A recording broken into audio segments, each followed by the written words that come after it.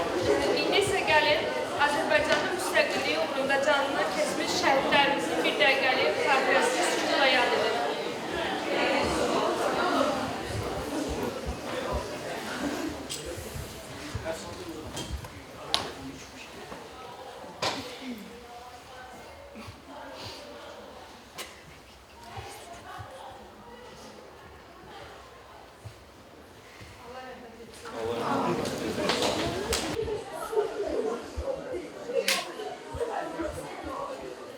Azərbaycan Respublikasının qeyri-hökumət təşkilatlarına Dövlət Dəstəyi Agentliyinin maliyyə dəstəyi ilə təxsis olunmuş hərbiçilərin gəncləri maarifləndirmə ictimai birliyinin həyata keçirdiyi tarixi zəfərin ideoloji əsaslarının gənclər arasında təbliği layihə çərçivəsində Azərbaycan Dövlət Pedaqoji Universitetində sonuncu tədbirimiz keçirilir.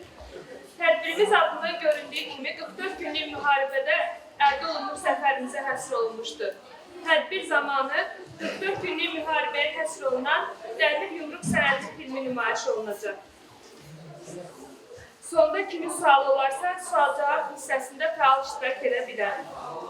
Təşkilatın sədri və layihə rəhbəri Emin Həsənli, layihənin eksperti isə Talih Əliyevdir.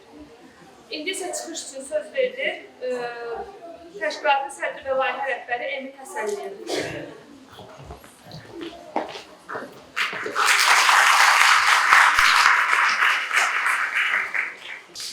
Hoş gördük hər birinizi bir daha. Biz tədbirimizə başlamamışdan öncə dövlət himnimizi səsləndik. O dövlət himni bizim hər birimiz üçün əzizdir. Bir çoxları adətən bunun sözlərini önəm vermir, elə oxuyur. Bizim himnimiz şəhidlərimiz üçün yazılır. Bizim himnimiz qazilərimiz üçün yazılır. Bizim himnimiz silahlı qüvvələr üçün yazılır. Bizim himnimiz məhz Azərbaycan gəncliyi üçün yazılır. Səndən ötəri can verməyə cümlə hazırıq. Kim Azərbaycan üçün can verir? Şəhidlərimiz, qazilərimiz sağlamlığına verir. Səndən ötəri qan tökməyə cümlə qadiriz. O qanı silahlı qüvvələr tökür düşmənimdən. Şəhid olana qədər şəhidlər o prosesi həyata keçirir. Qazilər həyata keçirir. Hüququndan keçən əskər ən böyük hüquq yaşamaq hüququdur. İnsan yaşamaq hüququndan keçir ki, vətən yaşasın, dövlət yaşasın, bayraq yaşasın. Deməli, vətən, dövlət, bayraq, xalq məfhumu insanın yaşamaq hüququndan daha üstündür. 18-ci ildə bizim ilk xalq cümhuriyyətimiz yarananda, 1918-ci ildə Əhməd Cavadın sözlərini Üzeyir bəyin bəstəsinə bu himn qəbul ediləndə də məhz Azərbaycan üçün minlərlə can qurban olur. Məhz Azərbaycan üçün şəhidlər verilir. Və tarix 100 ildən artıq bir zaman keçməsinə baxmayaraq, ikinci dəfə biz müstəqilliyimizi əldə edəndə də can və qan bahasını əldə edirik.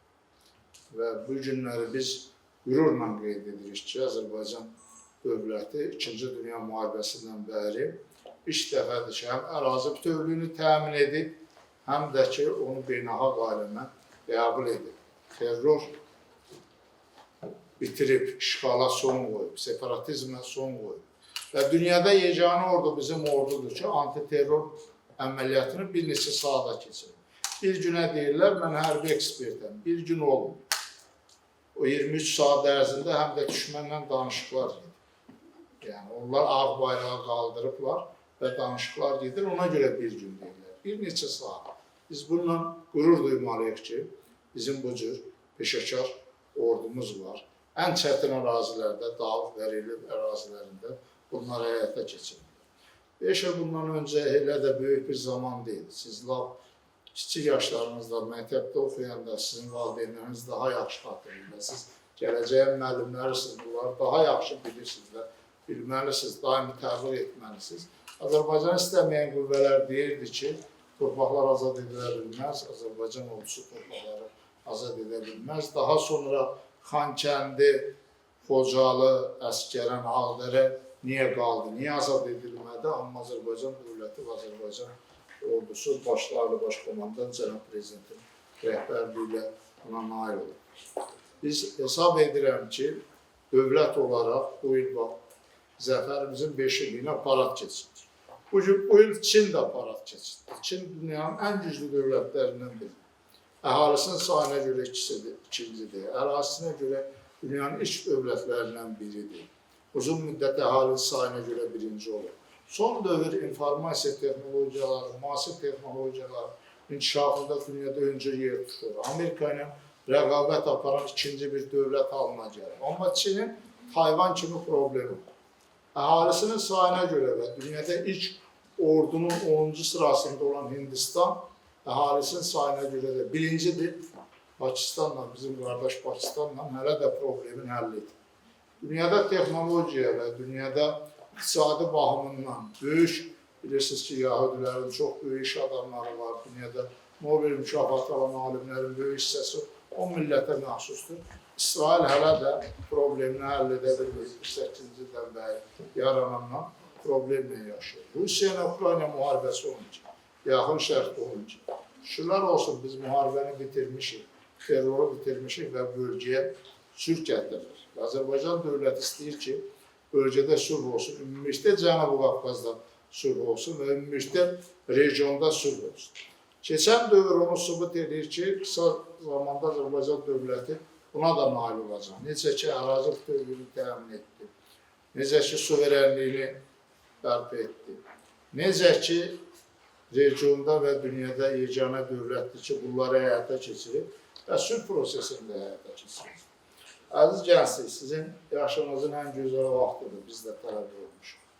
İnsan həyatının ən qızıl dövrü onun 15 yaşla 20 yaş, 25 yaş arası sayılır. Qızıl olmaq deyirlər. Bəzən 16 yaşdan 26 yaş arası müxtəlif fikirlər var. Bu yaşda insan orta məktəbi bitirir, universitetə daxil. Bu yaşda insan magistratura təhsil alır. Bu yaşda insan oğlan uşaqlarına aid əskər xidmətə gedir. Bu yaşda gələcək bir ömür peşəsini, karyerasını, yaşayacaq karyerasının əsasını qoyur. Kimsə ola bilər təhsil alınır, peşə yiyələnir. Amma təhsil də gələcəkdə bir karyera ilə bağlıdır, işlə bağlıdır. Və bu çox önəmlidir, sizin yaşınızın ən önəmli vaxtıdır. Biz həmişə bu görüşlərdən istifadə edib, bizim kiçik bacı qardaşlarımıza, övladlarımıza tövsiyə veririk ki, onlar bu yaşın önəmin bilsinlər. Zamanında bizə də o tövsiyələr verirdilər. İnsan üçün həyatda ən qiymətli bir neçə məfhumlar var, onun biri də zaman. İnsan müəyyən zamanda yaşayır. Bu zaman illərdən, aylardan, həftələrdən, saatlardan və dəqiqələrdən ibarətdir, saniyələrdən ibarətdir. Onun zamanın dəyərini bilir, daha çox xarici biliklərə yiyələnir, daha çox müasir biliklərə yiyələnir. Niyə Azərbaycan ordusu qalib gəlir? Zamanın dəyərini bilir, düzgün hazırlaşdır. Biz bunu bəzən deyirik, 44 gündə Azərbaycan ordusu zəfər əldə edir. Siz hər biriniz imtahan vermişsiniz test usulunu. Sizdən öncə də biz vermişik, 1993-cü ildə. Hər kəs elə bilir ki, o 3 saatda imtahanı verir. Amma o 3 saata gələn yol var, 11 il orta məktəb olmalısın. Son illər xüsusi hazırlaşmalısın. Kim daha çox hazırlaşır, kim daha çox məsuliyyətli olur, kim daha çox əyləncələrdən uzaq olub, elmə sahiblənirsə, orta məktəb şagirdlərinin digərlərindən fərqli olaraq onlar qazanır. Universitetdə də kim daha yaxşı üzərində çalışırsa, peşəsini daha yaxşı mənimsəyirsə, özlərində işləyirsə, magistratura təhsil alır, daha sonra doktorantura təhsil alır. O müddəti daha yaxşı dəyərləndirirsə, necə ki, sizlər seçilmişsiniz orta məktəb yoldaşlarımızın digərlərindən və burada da sizin içərinizdən bir hissə də seçiləcək. Və gələcəkdə o bir hissə daha yaxşı nəticələr hesab edirəm ki, həyatda əldə edəcək. Məhz Azərbaycan ordusu o müddət ərzində daha yaxşı hazırlandı, daha istəkli idi, o nəticəni əldə etdi. Biz ordumuzla qürur duymalıyıq. Siz humanitar fənlər üzrə oxuyursunuz.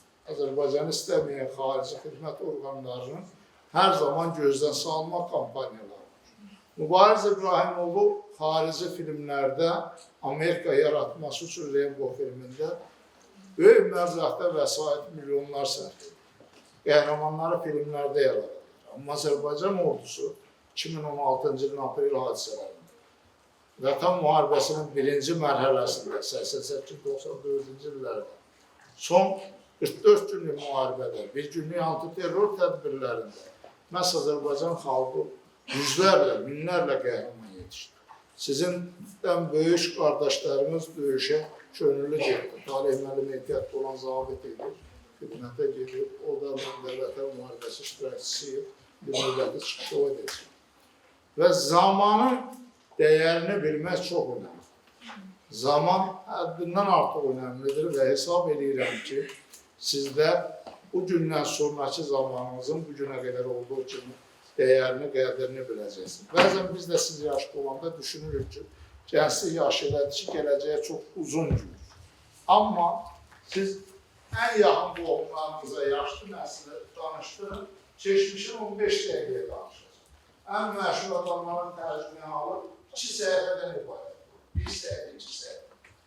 Ən yaşlı adamı danışdıranda 15 dəqiqə danışır. Nə vaxt dünyaya gəlir, nə vaxt təhsil alır, nə vaxt universitet, hard işləyir, nə vaxt aləyətə olur, ne sövladı var, nə işlər görür. Bunu bir film halına salsan 20 dəqiqə. Ən yaxşı halda yarım saat keçir. Amma biz gənc olanda, siz yaşlı olanda elə düşünürdük ki, gələcək bir sonsuzluq. Ona görə də gələcəkdə daha böyük nəticələr əldə eləmək üçün hər bir insanın istəyi ondan ibarətdir. Məsələn, Azərbaycan dövləti istədi və istəyinə nail oldu. Azərbaycan ordusu istədi və istəyinə nail oldu. Siz də gələcəkdə nəticələr əldə etmək istəyirsinizsə və bunun üçün oxuyursunuz, valideynlər bunun üçün çalışır, müəllimləriniz bunun üçün çalışır. Azərbaycan dövləti bu şəraiti ona görə yaradır və bu zəfər həm də sizin gələcəkdə yaxşı yaşamağınız, yaxşı müəllimlər olaraq, yaxşı gənclik yetişdirməyiniz üçün sizin əlinizdə çox böyük səlahiyyətlər olacaq. Sizin yetişdirdiyiniz şagirdlər ölkəmizə və gələcəkdə dünyaya elə böyük, yaxşı nəticələr verə bilər ki, onunla bizim hamımız heç növbədə sizlər qürur duya bilərsiniz. Ulu öndərin milli lider deyirdi ki, ən müqəddəs peşə müəllimdir, mən yer üzündə müəllimdən yüksək tanımır. Və onun bir fikri də var ki, müstəqil Azərbaycanda hər peşə şərəflidir, ancaq vətəni qorumaq peşəsi ən şərəfli peşədir. Niyə hərbiçi peşəsi ən şərəfli peşədir, əziz gənclər? Biz pandemiya dövrü həkimlərimizi çox istədik. Məgər biz bilmirdik ki, həkimlər bizi sağaldır, ölümdən tutarır, sağlamlığımız üçün çalışır. Yaxşı bilirdik. Pandemiya dövrü həkimləri ona görə daha çox istəyirdik ki, onlar gözə görünməz düşmənlə, virusla üz-üzə edir. Canları bahasına insanları sağaldır. Məhz hərbiçi peşəsi ona görə müqəddəsdir. Ona görə şərəflidir ki, o canı bahasına ölkəni verir. Dövlətin təhlükəsizliyini qoruyur. Həyatı bahasına. Siz hamınız, biz hamımız xəstələnirik. O xəstələndə dünyada heç nə gözümüzə görünmür. Ancaq düşünürük ki, sağlam. Və insanlar bir ömür sağlamlıqlarını itirirlər vətən üçün, dövlət üçün. Və bəzən yerdə qalan insanlar, təəssüflər olsun ki, hər kəs aid deyil, kiçik bir qismi düşünür ki, mən niyə bunu etməliyim? Etməlisən, səndən ötəri həyatını verən var, canını verən var, səndən ötəri sağlamlığını verən var, vətəndən ötəri sağlamlığını verən var. Sən günün 8 saatını, 3 saatını, 5 saatını bu məsələyə sərf etsən, heç nə itirmərsən. Amma bir ömür yaşama haqqını itirən himnimizdə deyildiyi kimi gənclər var. Hər birinizə təşəkkür edirəm. Gələcək həyatınızda uğurlar arzu edirəm. Hesab edirəm ki, yaxşı özünüz üçün yol xəritəsi müəyyənləşdirmişsiniz. Gələcəyə hədəflərə gedən yol ona görə uğurlu olur ki, planlı proqramlı olur. Bir plan proqramınız var gələcək üçün. Boşu-boşuna mənasız elə həyatın axarına buraxmayacaqsınız və gözəl, yüksək nəticələr əldə edəcəksiniz. Biz tələbə olanda böyük bir problem ərazi bütövlüyümüz idi, suverenliyimiz idi, ölkəmizin tanınması idi, daxildə vətəndaş müharibələri idi. Bunlar hamısı bitib. Siz bizdən xeyli irəlidəsiniz və bizim istəyimiz də olur. Və siz də elə yaşayın, elə nəticələr əldə etməlisiniz ki, sizdən sonraki nəsil üçün həyat daha yaxşı olsun, daha rahat olsun. Onlar da bundan maksimum nəticə əldə eləsin. Var olun, filmdən sonra sual cavab edərik. İstəsəz, amma indi də suallarınızı cavablandırmağa hazırım. Biz Türk Universitetlərində tədbirlərdə oluruq gənclər. Orada auditoriyada nəzərdə tutulduğu 2 saat tədbir tutacaq. 5 saata bitirdi. O qədər suallar verirdilər. Dünya, yaxın şəhər, son dövrün müasir silahları, texnologiyaları, qədimdən başlayaraq bu günə qədər istədikləri sualları, Turanla bağlı, Türk birliyi ilə bağlı. Şimdi tədbir bitirdi, tələbə yönetim heyəti, idarə heyəti, tələbə təşkilatı bizim desək, dəvət edilirsə bir kofe çək, çay çək. Orada da yenə buraxmaq istəmirəm ki, yəni o qədər suallar verir. Bizim tələbələr də suallar verir, amma bizim tələbələr çox hazırlıqlı olduğundan bəzən o məsələləri bildiyindən çox az suallar verirlər. Bu da bizi iki qatsın. İstəyirik ki, debat şəklində keçsin. Çox sağ olun.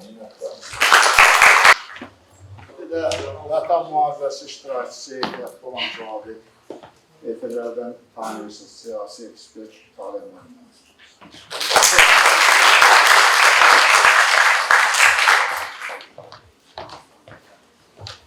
Çox sağ olun, müəllim. Əziz gənclər, hörmətli tələbələr, bu auditoriyada oturub sizinlə bərabər Emin müəllimi dinləyərkən özümün tələbə məzun olduğum günü, indi Azərbaycan Respublikasının Prezident yanında Dövlət İdarəçilik Akademiyasıdır. Biz təhsil alan vaxtı Bakı Sosial İdarəetmə və Politologiya İnstitutu ali məktəbinin adı.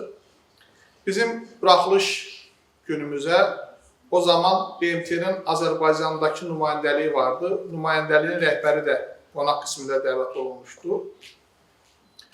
Söz həmən qonağa veriləndə o bu tribunaya çıxanda bir söz dedi. Bizə, gənclərə, yeni məzun olan, müstəqil həyata qədəm qoyan insanlara xitabən bu sözlər işlətdi. Bugün o gün deyil sizin üçün, amma mən istərdim ki, siz bunu daha erkəndən bilib, həm də bu fikirləri təhsilinizdə özünüz üçün qiymətləndirə biləsiniz, dəyərləndirə biləsiniz. Həmin şəxs Amerika vətəndaşı idi, New Yorkda yaşamışdı, New Yorkda təhsil almışdı və sonra da Amerika Birləşmiş Ştatlarının bir diplomatı olaraq müxtəlif beynəlxalq təşkilatlarda, müxtəlif ölkələrdə iş başında deyir. Bizə müraciət edərək deyirdi ki, mən dünya əhalisinin böyük əksəriyyətinin arzuları olan, xəyalları olan Amerika Birləşmiş Ştatlarının məşhur New York şəhərində doğulub, böyüyüb boya başa çatmışam. Və yenə də dünya gənclərinin böyük əksəriyyətinin arzuları, xəyalları olan New York'un ən nüfuzlu universitetlərinin birində tələbə idim. Tələbə oldum, oxudum, oranı bitirdim. Amma deyir, mənim tələbə yoldaşlarım vardı ki, yenə də dünya gənclərinin çoxlarının xəyallarında olan, arzularında olan New York'un ən bahalı, ən dəbdəbəli restoranlarında, barlarında, publarında bütün günü əylənirdilər. Amma mən və mənim kimi bir neçə tələbə yoldaşım yenə də dünyanın ən məşhur universitetlərinin kitabxanalarında vaxtımızı keçirirdik. Deyir, o şəxslər ki, tələbə olan dövrdə barlarda, publarda, kazinolarda, əyləncə məkanlarında idi, onlar bugün də New York'un həmin məkanlarındadır. Kimlər ki, günlərini kitabxanalarda keçirirdi, elmi auditoriyalarda keçirirdi, onlar indi dünyanın müxtəlif ölkələrində həmin ölkələrin ən mötəbər qonaqları qismində qəbul olunur, hörmət və izzətlə qarşılanır. Mən deyir sizlərə arzu edirəm ki, bu gününüzü sabahınıza investisiya edin. Bu gününüzü düşünməyin, bu gününüzlə yaşamayın, sabahınızla yaşayın.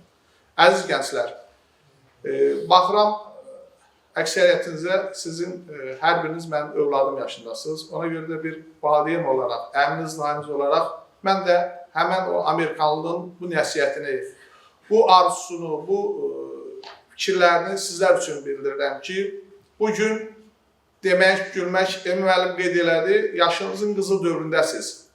16-26 yaş arasında. Bu yaş dövründə sizdən daha çox ağıl gözləmək özü ağılsızlıq olardı. Amma sizin ən ağıllı olanlarınız böyüklərinizin şəxsiyyətinə hörmət və ehtiramla yanaşdığınız insanların ağıllı sözlərinə qulaq asmanız ola bilər. Ondan yola çıxmanız olar. Çünki sizin yaşınızın elə bir dövrüdür ki, dünya görüş az, həyat təcrübəsi az, amma enerjiniz kifayət qədər yüksək. Arzularınız kifayət qədər böyükdür, ambisiyalarınız kifayət qədər çoxdur. Amma bir şey unutmayın ki, Azərbaycanın məşhur Bir Qalanın Sirri filmindəki erişənin vəziyyətindəsiniz. Siz nə qədər ki, qarşınızda olan kitabları oxumamışsınız, o kəmər berinizdə durmayacaq. Bu kəmər berinizdə durmayacaqsa, qarşınıza qoyduğunuz məqsədə çata bilməzsiniz. Mən bu baxımdan yenə də başarısı olsa da, onu özümə boş bilirəm sizə deyəm ki, özünüz üçün seçdiyiniz yol gerçəkdən onu göstərir ki, siz Azərbaycan cəmiyyətinin seçilən gənclərindənsiniz, sıradan olan gənclərdən deyilsiniz. Bugün Azərbaycan əhalisinin sayı 10 milyonun üzərindədir və biz o ölkələrdənik ki, dünyanın gənclər ölkə əhalisinin 50+1-ni təşkil edir. Siz 5 milyon üzərində olan Azərbaycan gəncliyinin çox az sayda, həm də çox dəyərli gəncliyisiniz. Sizin yaşınızda olan İstər 1-ci Qarabağ müharibəsində, istərsə də 2-ci Qarabağ müharibəsində olan şəhidlərimizin əksəriyyəti bu yaş dövründədir. Mən bir daha dövlətimə, millətimə müharibə arzulamıram ki, bizim yeni şəhidlərimiz olsun. Amma hər bir gəncin vətəni, dövləti, milləti, ailəsi və özü qarşısında vəzifələri var, borcları var. Bugün sizin ən böyük vəzifəniz, ən böyük borcunuz, siz Azərbaycanda ən ali peşələrdən biri olan müəllimlik peşəsinə sahiblenirsiniz. Sabah siz bizim fidan balaların işıqlı Azərbaycan üçün, parlaq Azərbaycan üçün valideynləri qədər həyatlarında mühüm rol oynayacaq insanlar olacaqsınız. Ona görə mən demirəm bugün gəncliyinizi yaşamayın, yaşayın. Amma bilirsiniz ki, müasir dövrün özünü inkişaf elətdirmə deyilən müxtəlif peşələri var, müxtəlif Anadolu türləri demişin gəlişdirmə proqramları var. Bundan da biri zamanın idarə olunması deyilən bir yanaşma var. Vaxtınızı çalışın, səmərəli bölüşdürün. Böyük Nizami Gəncəvi deyirdi ki, artıq içiləndə dərd verir suda. Çox oxumaq da xeyirli bir şey deyil. Çünki dolmuş qaba su tökmək çox su əldə eləmək deyil. Əksinə, artıq siz o dolmuş qabın üzərindən suyu yerə tökəcəksiniz. Ona görə də həm sağlamlığınıza, həm istirahətinizə, həm də təhsilinizə xüsusilə diqqət yetirin. Bugünkü tədbir, Aytan xanım açılışda qeyd elədi, Azərbaycan Respublikasının qeyri-hökumət təşkilatlarına Dövlət Dəstəyi Agentliyinin maliyyə dəstəyi ilə təxris olmuş hərbiçilərin Gəncləri Maarifləndirmə İctimai Birliyinin həyata keçirdiyi tarixi zəfərin ideoloji əsaslarının gənclər arasında təbliğidir. Sual oluna bilər ki, buna nə ehtiyac vardı? Bu nə üçün zəruri idi ki, həm öz vaxtınızı ayırırsınız, həm də gəlib bizim vaxtımıza müdaxilə edib bu mövzuda bizlə bu söhbətləri aparırsınız. Məşhur bir Çin rəvayəti var. Hökmdar ata öz övladını hökmdarlığa hazırlayır varisi olaraq və onu çox istedadlı müəllimlər yanına göndərir, onlara müxtəlif dərslər verilir. Bir günlərin varis olacaq oğul hökmdara yaxınlaşır, deyir ki, mənə müəllimin bir sualı verib, deyir. Mən o sualın düzgün cavabını tapa bilmirəm. Deyir, sual nədən ibarətdir? Deyir, müəllim mənə sual verdi ki, düşmən ölkənə hücum edərsə, sən hökmdar olan zaman və sənin 3 resursun olarsa, o 3 resursdan birindən imtina etməli olsan, hansından imtina edərsən? Ərzaq, sursat və inam. Deyir, mən bunlar arasında çox çətin bir vəziyyətdəyəm də, hansından imtina etməyim yaxşı olar? Deyir ki, övladım, bəlli bir döyüş müəyyən bir zaman aparır. Bu zaman ərzində ac da qalmaq olar, susuz da qalmaq olar, amma silahsız və ümidsiz düşmən üzərində qələbə çalmaq olmaz. Ona görə sən birinci ərzaqdan imtina eləməlisən. Deyir, sonra müəllimim mənə sual verdi ki, əgər ikisindən imtina etməli olsan hansılardan? Mən onda deyir, lap çətin vəziyyətə düşdüm ki, inamdan necə imtina eləyim, silahdan necə imtina eləyim. Yenə də ata hökmdar oğluna öz nəsiyyətini verir ki, deyir, inamı olmayan heç bir silahla təhsil olunmuş əskər düşmən üzərində qələbə sala bilməz. Silahsız döyüşüb qələbə salmaq olar, amma inamsız yox. İnam məhz ideoloji əsas deməkdir. Dəyərlərə bağlılıq deməkdir. Və bizim tarixi kinolarımızdan biri olan Dədə Qorqud filminə yəqin ki, hər biriniz baxmısınız. Orada maraqlı bir fragment var. Çobanla Dədə Qorqudun diyalogu. Dədə Qorqud görür ki, çoban dağları, daşlardan, kəsəklərdən təmizləyir. Soruşur ki, bunu niyə verirsən? Deyir, əkəcəyik. Deyir, o torpağı ki, qorunmadığın əkib becərməyinə dəyməz. Əkib becərmədiyin qorunmana dəyməz. Bugün Azərbaycanın 44 günlük vətən müharibəsində qazanmış olduğu o tarixi zəfəri siz gənclər dərindən mənimsəməsəniz və sabahların daxil olduğunuz o orta məktəblərin eyni zamanda aranızdan yəqin əminəm ki, elələri olacaq ki, həm də ali məktəblərin universitet auditoriyalarında özünüz kimi tələbələr qarşısında çıxış edib bu mövzuda danışacaqsınız. Bugün bəlkə də o qədər yaxın zamandır ki, sizin aşağı-yuxarı yaşlılarınız, sizdən 1-2 yaş böyük olan doğmalarınız o 44 günlük vətən müharibəsinin iştirakçılarıdır və hər birindən müxtəlif epizodlar eşidirsiniz. Müharibədəki qəhrəmanlıqla bağlı, müharibədə qazanılan tarixi zəfərlə bağlı.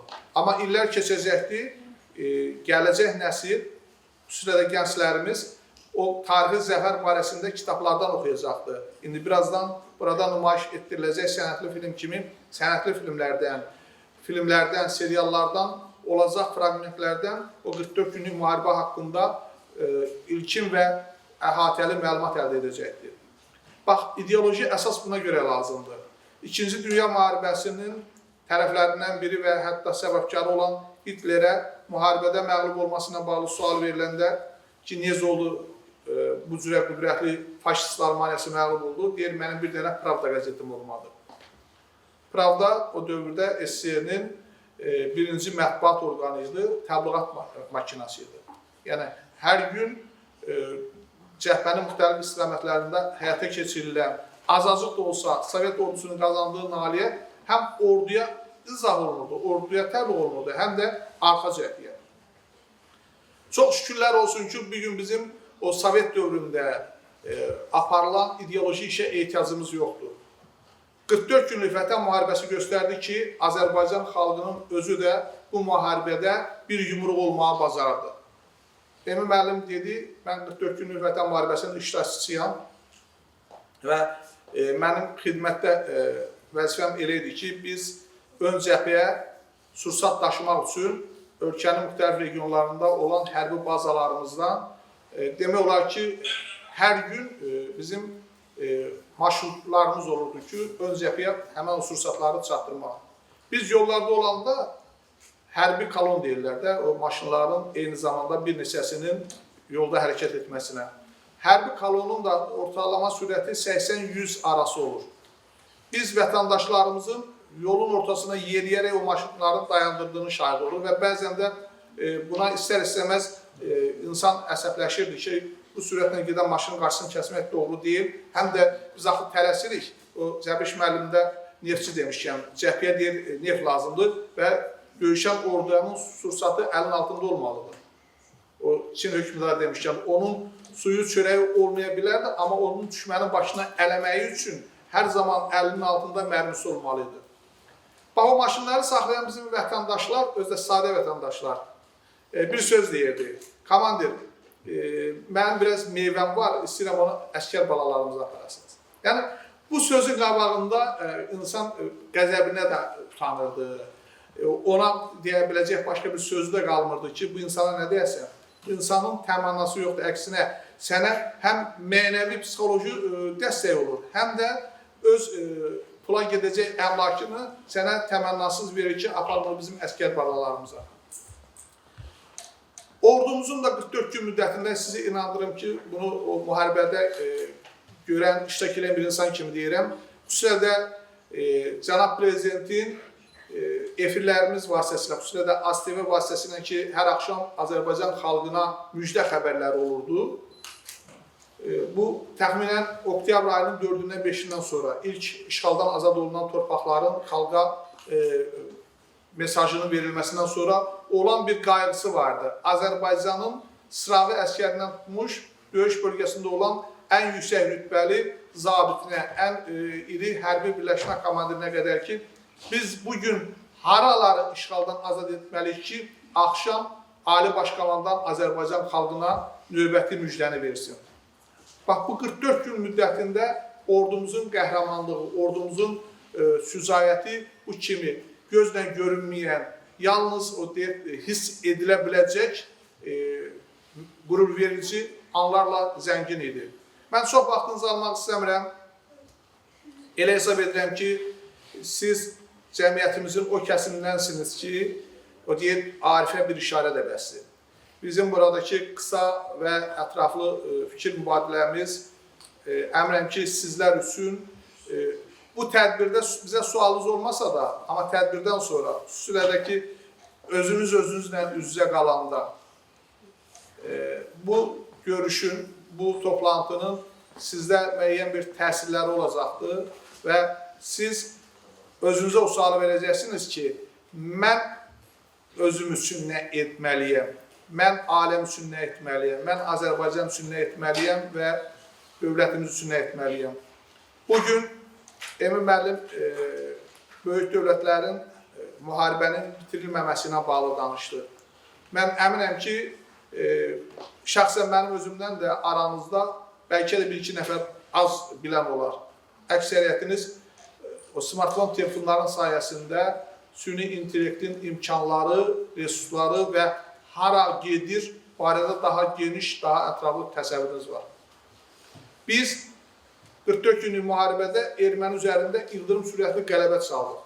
Amma əzizlərim, hörmətli gənclər, bugün Ermənistan xüsusilə də süni intellekt sahəsində ciddi sərmayələr yatırır.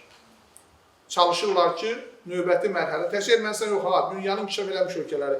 Azərbaycan bu məsələdə ondan geridirmi? Xeyr.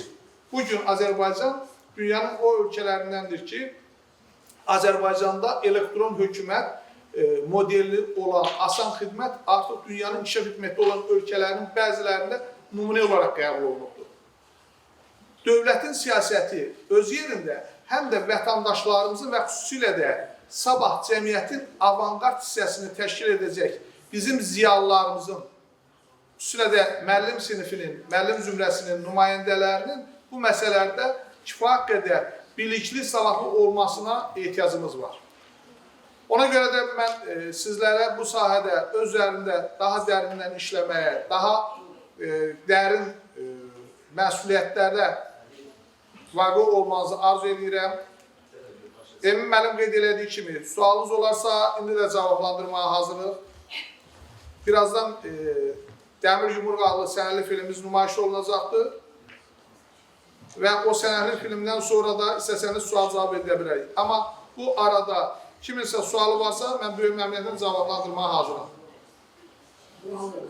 Sualı olan var? Gözəl. O zaman mən Muraddan xahiş edirəm, bizim sənədli filmin nümayişinə başlasın. Ondan sonra yəqin ki, sualımız olar. Diqqətlə, mən çox üzr istəyirəm Murad, bir dəqiqə başla. Bax, bu filmdə maraqlı epizodlar var. Sadəcə, biraz auditoriyada səs zəif ola bilər deyə mən o barədə məlumat verirəm. Orada Azərbaycan xüsusi təyinatlı qüvvələrinin gizlini qeyd edir. Deyir, biz Cəbrayıl istiqamətində müharibə başlamışdı 44 günlük Vətən müharibəsində.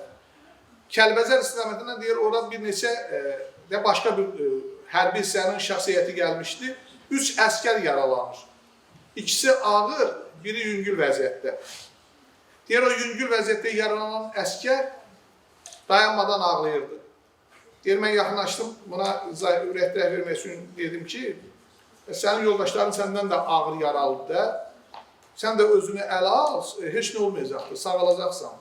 Deyir, o mənə qayıt dedi ki, mən yaralandığıma görə ağlamıram ki, Biz Kəlbəcər istiqamətində hərbi əməliyyatda olanda mənim yanımda əskər yoldaşlarım şəhid oldu. Onlara son anında ölməmişdən əvvəl mən söz verdim ki, sizin qanınızı alacağıq, qisasınızı alacağıq. Mən indi yaralanmışam, onlara verdiyim sözü tuta bilmədiyimə görə ağlayıram. Bu nə Amerikan deyil, nə İngilis deyil, nə Fransız. Bu sizin kimi, sizin damarınızda axan qanı damarında daşıyan Azərbaycan oğludur. Ona görə başqa fragmentlər də var, o hissələrə baxarsınız. Mən bu qədər hələlik deyirəm və filmin nümayişinə başlayıram. Sağ olun.